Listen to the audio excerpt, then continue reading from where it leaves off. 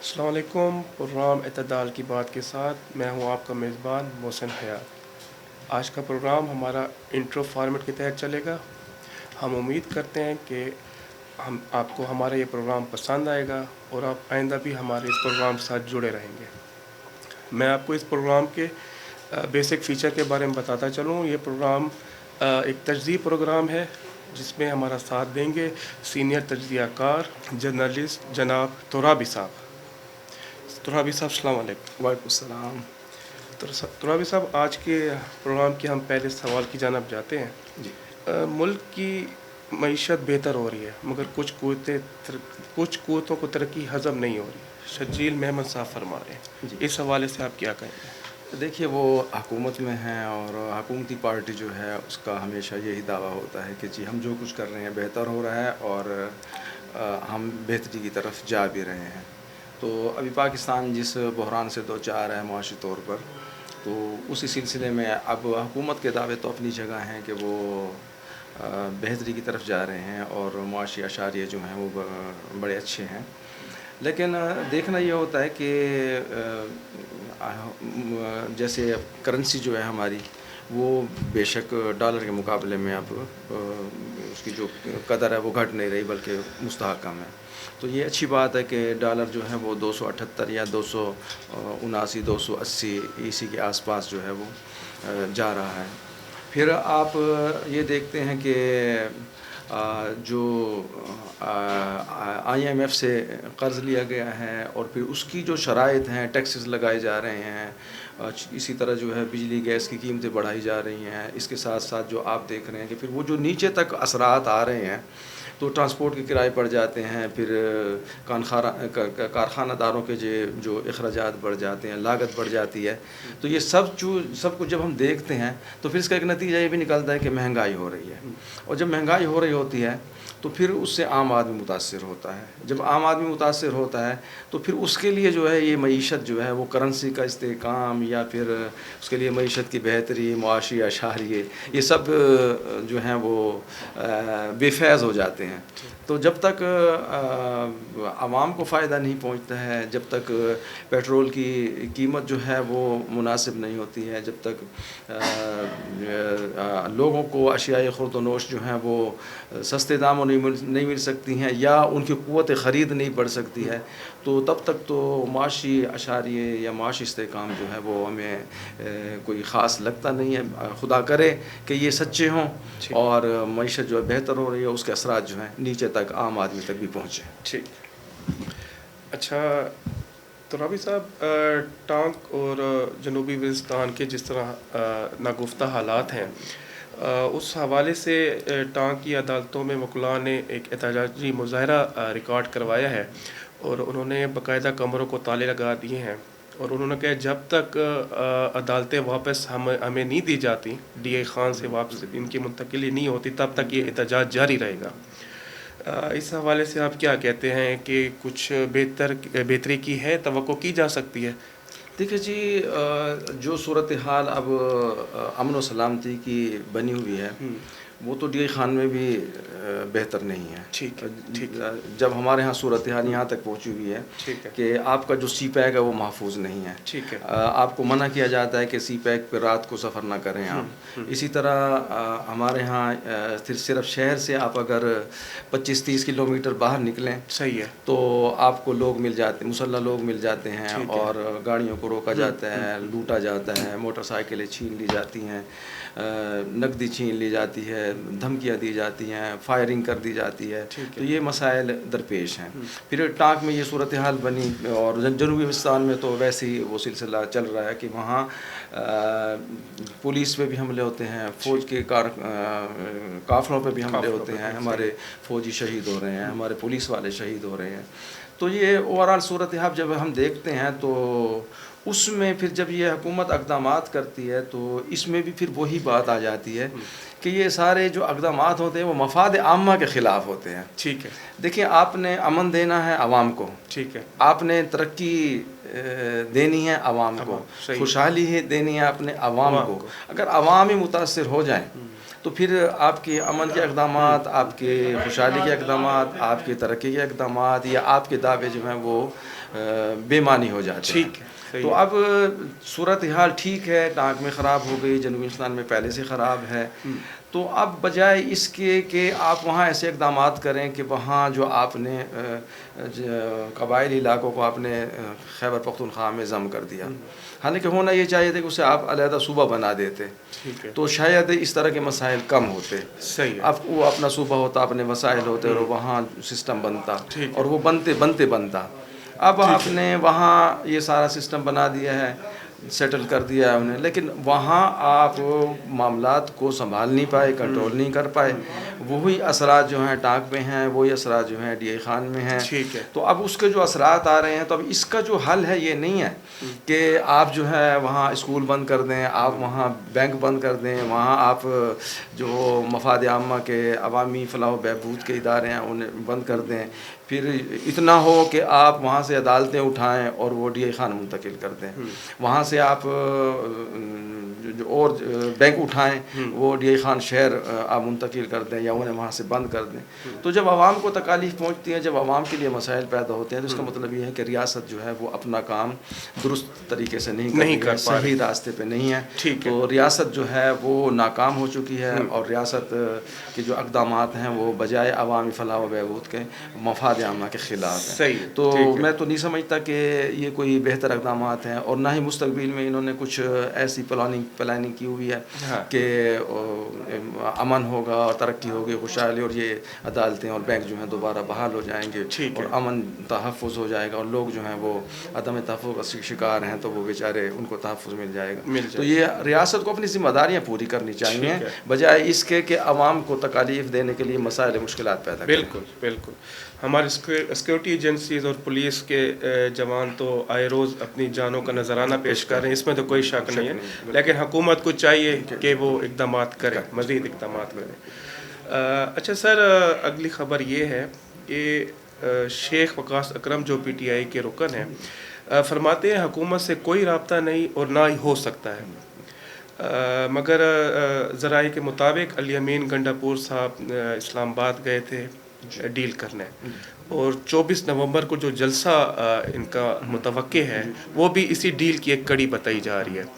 تو اس سلسلے میں آپ کی کیا تجزیہ؟ دیکھیے اس میں اب دو باتیں ہیں نا. یہ شیخ وقاص اکرم صاحب جو ہے وہ پی ٹی آئی کے رہنما ہیں، وہ ان کی بات وہ ٹھیک ہے کہ حکومت اور پی ٹی آئی کے آپس میں روابط نہیں ہے اور کوئی بات چیت یا مذاکرات، اس سے تو انکار بھی کرتے ہیں وہ کہ ہم نے حکومت سے کوئی بات نہیں کرنی، ہم نے اسٹیبلشمنٹ سے بات کرنی ہے، ہم نے فوج سے بات کرنی ہے. وہ با اختیار ہیں، یہ حکمران بے اختیار ہیں.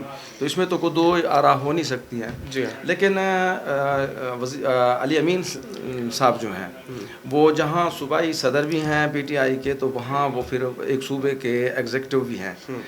تو جب وہ یہاں ایگزیکٹو کی حیثیت سے موجود ہیں تو وہ پھر پی ٹی آئی کے صدر کی حیثیت سے کام کریں گے یا صرف ایگزیکٹو کی حیثیت سے کام کریں گے؟ ٹھیک ہے.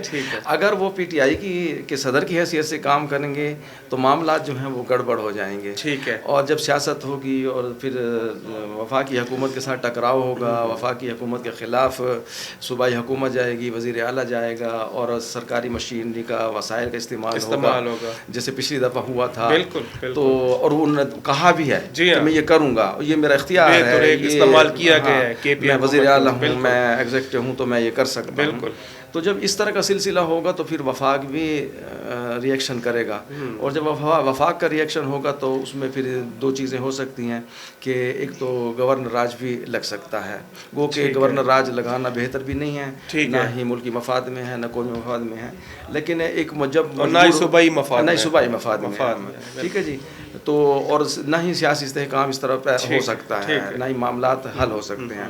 لیکن جب اس طرح کی صورتحال بنے تو ظاہر ہے وفاق نے بھی پھر ریئیکشن کرنا ہے، اور اس طرح کا ریئیکشن آتا ہے تو پھر مزید ٹکراؤ تو ہو سکتا ہے، مزید تصادم تو ہو سکتا ہے، لیکن صورتحال بہتر نہیں ہو سکتی. اب جب وہ وزیر اعلیٰ کی حیثیت سے اگر کردار ادا کریں گے، ایگزیکٹو حیثیت سے کردار ادا کریں گے، تو یقینی بات ہے کہ انہیں وفاق کے ساتھ بات کرنی ہوگی. ٹھیک ہے. اب جیسے 24 نومبر کو تحریک چلانی ہے اور اسلام آباد میں انہوں نے جلسہ کرنا ہے، احتجاج کرنا ہے، پھر دھرنا، وہ کہہ رہے ہیں دھرنا بھی ہو سکتا ہے. تو میرے خیال ہے کہ وہ مذاکرات کے ذریعے احتجاج کی اجازت تو مل سکتی ہے، وہاں جلسے کی اجازت مل سکتی ہے، لیکن دھرنے کی اجازت وفاق نہیں دے گا۔ ٹھیک ہے۔ 2014 کا جو تلخ تجربہ ہے وہ، اور 9 مئی کا جو تلخ تجربہ ہے وہ وفاقی حکومت کبھی نہیں چاہے گی، اتحادی جماعتیں کبھی نہیں چاہیں گے کہ اسلام آباد میں پی ٹی آئی کے لوگ آئیں اور بیٹھ جائیں اور پھر وہاں جو ہے وہ ایک دھرنے کا سلسلہ چلتا رہے، تو اس سے معاملات خراب ہوں گے۔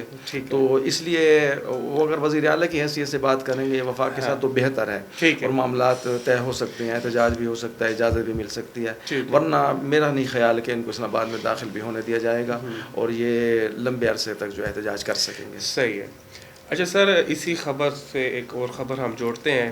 ای پیکس کمیٹی کا اجلاس آج وزیر اعظم ہاؤس میں متوقع ہے، میرے خیال سے شروع ہو چکا ہوگا، تو کیا آپ سمجھتے ہیں کہ وہ بھی اسی دھرنے کو روکنے کے لیے ایک کڑی، ہم کہہ سکتے ہیں کہ ایک کڑی ہو سکتی ہے، کیونکہ اسلام آباد میں سیکورٹی بھی ہائی الرٹ پہ کر دی گئی ہے، اور پولیس اور انٹیلیجنس کو بھی سر اب باختیار کر دیا گیا ہے کہ ایسے کسی بھی اقدام کو آپ روکیں، تو آپ کیا سمجھتے ہیں کہ جو آج وزیر اعظم ہاؤس میں اتنا اہم اجلاس ہونے جا رہا ہے تو یہ اسی دھرنے کو روکنے کے دیکھیے اسی تناظر میں دیکھا جاتا ہے کہ ایک طرف جو ہے دھرنے تحریک کا اعلان کیا گیا ہے، جلسے کا احتجاج کا اعلان کیا گیا ہے، دوسری طرف دھرنے کا کہا جا رہا ہے، تو اس کمیٹی کا جو مقصد ہے وہ تو ضروری ہے کہ اتنی بڑے جو ایک اجلاس ہوگا تو اس میں جو ہے وزیر اعلیٰ بھی شریک ہوں گے، کے پی کے علی امین بھی شریک ہوں گے، تو وہاں جب بات ہوگی تو یقینی طور پہ سب سے جو بنیادی بات ہے، جو ترجیح ہے وہ تو امن و امان ہی ہوگی۔ اگر امن و امان ہے تو آپ کی معیشت چلے گی، معیشت بہتر ہوگی، امن و امان ہے تو آپ کی ترقی کا پہیہ جو ہے وہ تیز ہوگا، آگے چلے گا، چل سکے گا، اور اگر امن و امان ٹھیک نہیں ہے تو پھر کچھ بھی ٹھیک نہیں ہوگا۔ تو یقینی بات ہے کہ وفاق اور صوبے میں جو ہے وہ معاملات کو متوازن رکھنے کے لیے، معتدل رکھنے کے لیے ایسی پلاننگ کی جائے گی کہ وہ بے شک احتجاج کر لیں اور احتجاج کر کے چلے جائیں۔ مگر اسی سر میں آپ سے یہ مزید اس بات کو آگے بڑھانا چاہوں گا، شبلی فراز صاحب فرماتے ہیں جلسہ کرنا ہمارا آئینی حق ہے، تو خدا نہ کرے کہیں آپ کو یوں تو نہیں لگتا کہ پی ٹی آئی اور وفاق کے بیچ میں ایک زبردست ٹکراؤ ہونے جا رہا ہے؟ دیکھیں انہوں نے کہا ہے جلسہ ہمارا حق ہے، جی ٹھیک ہے، اب باقی وہ احتجاج جو ہے، جلسہ جو ہے ان کا آئینی، سیاسی، جمہوری، اخلاقی حق ہے اور انہیں کرنے کی اجازت ملنی چاہیے، ٹھیک ہے، لیکن وفاق اس چیز سے ڈر رہا ہے کہ جب آپ دھمکیاں دیتے ہیں تو دھمکیاں جو ہیں وہ پھر کہ ہم وہاں دھرنا بھی دے سکتے ہیں، وہاں بیٹھ بھی سکتے ہیں، تو دھرنا تو پھر لمبے عرصے ہوگا، جب لمبے عرصے ہوگا تو اسلام آباد تو پھر وہاں کاروبار حکومت بھی معطل ہو کے رہ جائے گا، وہاں کے جو لوگ ہیں وہ بھی متاثر ہوں گے اور ان کے جو کاروبار ہے وہ بھی متاثر ہوں گے، دفاتر جو ہیں وہ بھی متاثر ہوں گے، تو بہت سارے جو معاملات ہیں وہ گڑبڑ ہو جائیں گے۔ تو وفاقی حکومت کبھی بھی اس چیز کی اجازت نہیں دے گی کہ آپ آئیں اور دھرنا دیں، جلسے کی اجازت مل سکتی ہے لیکن اس شکل میں کہ یقین دہانی کرا دیں کہ ہم آئیں گے اور چلے جائیں گے، ہم آئیں گے اور چلے۔ ٹھیک، اچھا، علی امین گنڈاپور صاحب نے عمران خان سے ملاقات کی اڈیالہ جیل میں، مگر میڈیا سے کوئی بات کیے بغیر چلے گئے، تو ویسے ان کی ظاہر ہے کہ ایک تو 24 نومبر کے حوالے سے، تحریک کے حوالے سے انہوں نے بات کی ہوگی اور انہیں مزید گائیڈ لائن دی گئی ہوگی اور ہدایات دی گئی ہوں گی کہ آپ نے کیا کرنا ہے، آپ کی حکومت نے کیا کرنا ہے، پی ٹی آئی کے ساتھ جو مل کے آپ نے تحریک چلانے کے لیے کیا اقدامات کرنے ہیں، یہ سب کچھ طے ہوا ہوگا اور اسے گائیڈ لائن دی گئی ہوگی، لیکن چونکہ میڈیا سے انہوں نے گفتگو نہیں کی، ممکن ہے کہ بعد میں وہ اپنی پارٹی کے ساتھ بیٹھ کے مشاورت کر کے اس کے بعد کوئی بات کریں کہ ملاقات میں کیا طے ہوا ہے اور کیا معاملات جو ہیں ہم نے طے کیے ہیں اور کیا گائیڈ لائن دی گئی ہے اور کیا کرنا ہے، تو یہ اس وقت پتہ چل سکے گا جب وہ خود ہمیں بتائیں گے میڈیا پہ آ کر کہ جی مجھے ملاقات میں یہ باتیں ہوئی ہیں اور مجھے یہ گائیڈ لائن دی گئی ہے اور 24 نومبر کو ہم نے کیا کرنا ہے، کیسے کرنا ہے، اور پی ٹی آئی نے کیسے چلنا ہے، ہم نے کیسے چلنا ہے، تو وہ سارے معاملات جو ہے جب وہ ہمارے سامنے رکھیں گے تبھی معلوم ہو سکے گا۔ فی الحال تو یہی ہم کہہ سکتے ہیں کہ یقینی طور پہ 24 نومبر کے احتجاج کے حوالے سے ضرور بات ہوئی ہوگی، گائیڈ لائن بھی دی گئی ہوگی۔ ٹھیک ہے سر۔ ہم اپنے پروگرام کے ساتھ آخری سوال کی جانب بڑھیں گے. اسلامی نظریاتی کونسل نے VPN کو حرام قرار دے دیا سر. اچھا، یہ ہمارے ملک میں کیا برصغیر پاک و ہند میں یہ مذہبی حوالے سے ٹھیک ہے جی، یہ مفتیان کرام کا مسئلہ ہے، یہ علماء کرام کا مسئلہ ہے، اور وہ بہتر طور پر جانتے ہیں کہ قرآن و سنت کی روشنی میں جو ہے کیا درست ہے، کیا غلط ہے، کیا ٹھیک ہے، کیا ٹھیک نہیں ہے، کیا حلال ہے، کیا حرام ہے، یہ تو ہمیں وہ بتا سکتے ہیں. لیکن ابھی جدید دور میں جب ہم دیکھتے ہیں نا، تو اب پچھلی تاریخوں میں ہم نے دیکھا کہ ایک وقت تھا جب ٹیلی فون آیا تو فتویٰ دے دیا گیا جی یہ حرام ہے.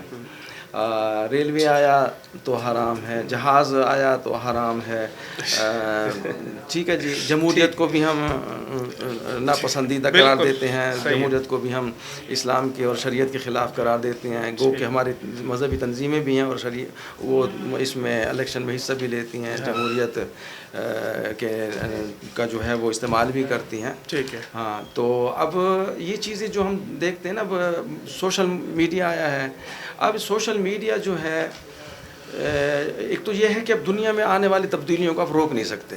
بالکل. ٹھیک ہے جی، مزید بھی تبدیلیاں آئیں گی اور جو کچھ ہوگا وہ آپ نہیں روک سکیں. ایک وقت تھا PTV ہوتا تھا جی، تو PTV پہ صرف کوئی ایسا اشارہ بھی ہو جاتا تھا اس کے میل اور فیمیل کے درمیان کسی فلم میں، کسی ڈرامے میں، تو بڑے شدید احتجاج ہوتے تھے کہ جی یہاں عریانی اور فحاشی پھیلائی جا رہی ہے. لیکن اب آپ دیکھ رہے ہیں کہ جب سے یہ پرائیویٹ چینلز آئے ہیں تو ان کے ڈرامے بھی آپ دیکھ لیں، ان کی فلمیں بھی دیکھ لیں.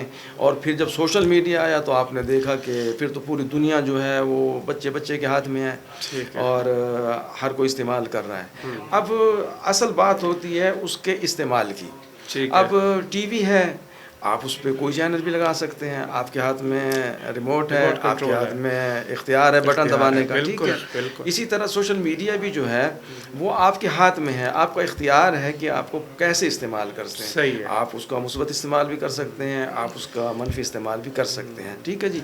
تو اب اگر آپ یہ کہیں کہ بچے اور نئی نسل اور بچوں کو آپ روک نہیں سکتے، آپ ان تک جدید دنیا کے جو یہ تخلیقات ہیں اس کو پہنچنے سے روک نہیں سکتے، رسائی سے روک نہیں سکتے. آپ کو ان کی تربیت کرنی ہوگی، آپ کو ان کی تعلیم، انہیں ایسی تعلیم دینی ہوگی کہ خود بخود بچیں، ان کی اخلاقیات اتنی بلند ہوں کہ وہ منفی چیزوں کا استعمال نہ کریں، مثبت چیزوں کا استعمال کریں. یہ آپ اگر بچوں کو ریسرچ پہ لگا دیں تو AI کا دور ہے، آج کل آرٹیفیشل انٹیلیجنس کا استعمال، اور ہائی ٹیک انسٹرومنٹ استعمال کیے جا رہے ہیں. تو سر میں صرف یہ اسی سوال کے ساتھ میں جوڑوں گا کہ کیا ہمیں بند باندھنا چاہیے، جس طرح ہماری ایک ملک کی ہم سمجھتے ہیں ضرورت بھی ہے اور ہمارا ایک کلچر بھی چلا آ رہا ہے، تو کیا بند باندھنا ضروری ہے سر؟ دیکھیے، میں یہی بات کر رہا ہوں نا کہ آپ بند تو آپ ایسا باندھیں کہ آپ کی نسل جو ہے، نئی نسل وہ اس سے اس طرح متاثر نہ ہو کہ اس کے اخلاق خراب ہوں. ٹھیک ہے.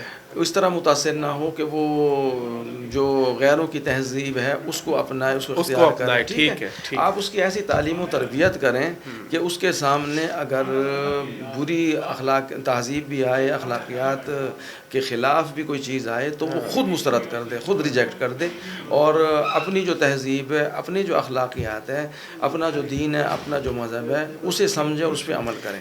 تو یہ تو ممکن ہو سکتا ہے. لیکن آپ کسی کو بھی نہ تو جدید دنیا کی ایجادات کو ان تک پہنچنے سے روک سکتے ہیں، نہ ان کو ان تک رسائی حاصل کرنے سے آپ روک سکتے ہیں. ٹھیک ہے. آج کے پروگرام میں بس اتنا ہی. اپنے میزبان محسن حیات اور مہمان ترابی صاحب کو اجازت دیجیے گا. والسلام.